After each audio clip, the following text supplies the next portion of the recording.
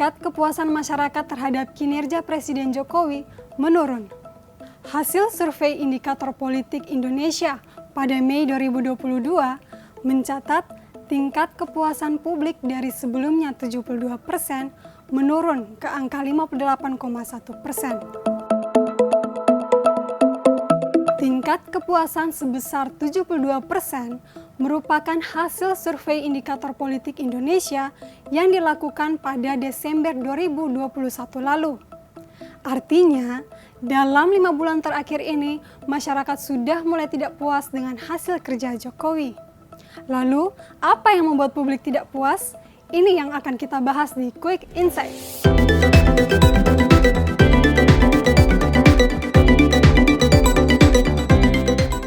Sebagai kepala negara dan pemerintahan, tugas Jokowi sangat banyak.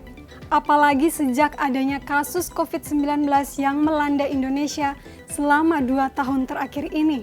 Tapi disinilah masyarakat bisa melihat dan menilai kinerja Jokowi dalam mengatasi pandemi dan persoalan-persoalan lainnya yang timbul di Indonesia. Berdasarkan hasil survei Indikator Politik Indonesia baru-baru ini, menyatakan tingkat kepuasan masyarakat terhadap kinerja Jokowi menurun dari 72% ke angka 58,1%. Dari 58,1% tersebut, sebanyak 8% responden sangat puas terhadap kinerja Jokowi. Sisanya 50,1% menjawab cukup puas. Direktur Eksekutif Indikator Politik Indonesia, Burhanuddin Muhtadi mengatakan, inflasi tinggi yang menyebabkan tingkat kepuasan terhadap Jokowi tertekan. Hasil survei menunjukkan sebanyak 28,9% responden tidak puas karena harga kebutuhan pokok meningkat.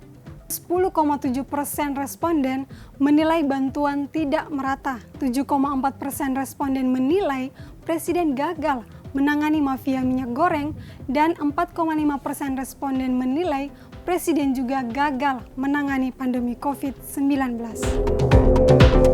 Ketua Umum Partai Kebangkitan Bangsa Abdul Muhaimin Iskandar atau yang biasa disapa Cak Imin menilai hasil survei tersebut masih wajar.